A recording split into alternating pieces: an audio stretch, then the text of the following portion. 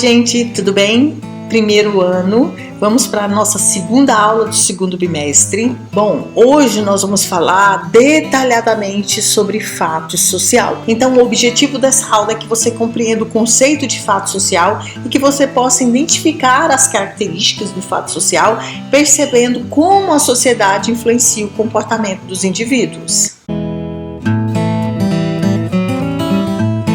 Vamos fazer uma breve introdução. A sociedade influencia em nossas escolhas?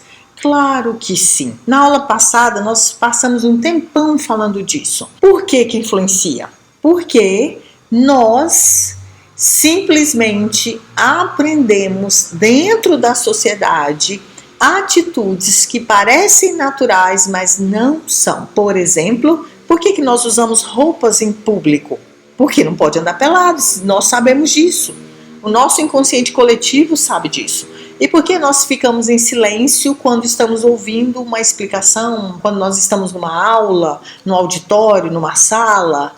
Porque é assim que nós temos que ficar, em silêncio, certo? Então, desde que nós nascemos, nós aprendemos regras de comportamento que dizem como devemos agir, pensar e sentir. Você deve gravar esses 3 verbos: agir, pensar e sentir, beleza? Ok, e essas regras não foram criadas por uma pessoa só, elas foram criadas pela própria sociedade. Então, vamos entrar nos detalhes do fato social de Emile Durkheim. Então, fato social é toda maneira de agir, olha os verbos aqui de novo, agir, pensar ou sentir, que existe fora do indivíduo e exerce influência sobre ele. Ou seja, são regras sociais, são padrões de comportamento e são formas coletivas de agir.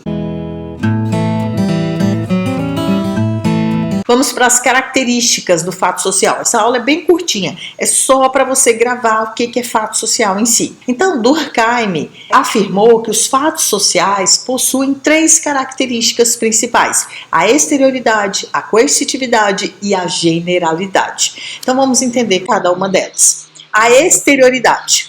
A exterioridade significa que o fato social existe fora do indivíduo, ou seja, ele não depende da vontade de uma pessoa específica. Essas regras já estão presentes na sociedade antes mesmo do nascimento de cada indivíduo. Na aula passada, eu dei o exemplo da nossa língua materna e ela é excelente para explicar o que é essa exterioridade, porque a exterioridade ela não depende do meu querer.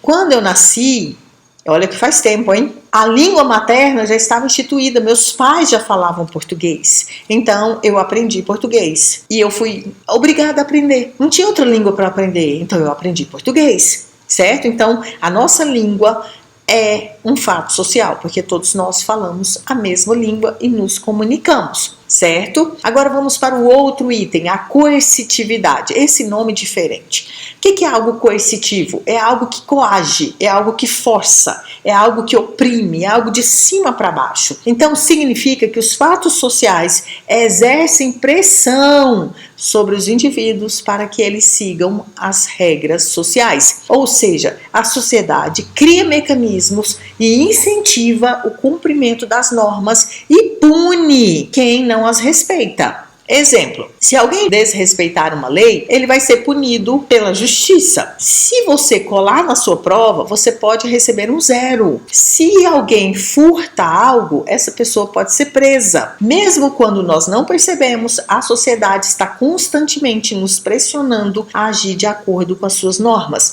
E essa pressão pode ocorrer de 2 formas: através de punições formais, leis, regras, instituições, multas, e punições informais, que é o quê? Crítica, reprovação social, constrangimento. Por exemplo, se alguém fala muito alto numa biblioteca, provavelmente será repreendido ou receberá aqueles olhares de reprovação. Isso mostra a força da coercitividade social. Vamos agora para o nosso último item, que é a generalidade. A generalidade significa que os fatos sociais são coletivos, ou seja, atinge grande parte da sociedade. E eles não são comportamentos isolados. Para ser considerado um fato social, um comportamento precisa ser compartilhado por muitas pessoas dentro de uma sociedade. Exemplo, cumprimentar alguém ao chegar em um lugar. A pessoa sabe devolver esse cumprimento, porque ela também cumprimenta outras pessoas. E esse comportamento não é exclusivo daquela pessoa, é praticado por grande parte da sociedade. Outro exemplo, a organização da escola. O horário da entrada, o horário da saída, o calendário escolar, o dia da prova, o tempo que tem para fazer a prova, todas essas regras valem para todos os estudantes. Portanto, elas possuem caráter geral e coletivo. Então, é um fato social. Outro exemplo prático para vocês entenderem o fato social. Vamos pensar numa situação cotidiana. Uma sala de aula durante uma prova. O que normalmente acontece? Os alunos ficam em silêncio, ninguém pode consultar o celular, cada estudante faz sua própria prova. E essas regras não foram criadas por um aluno, não, foram criadas para ser seguidas pela maioria. E não foi criada para uma pessoa só, e sim para a maioria.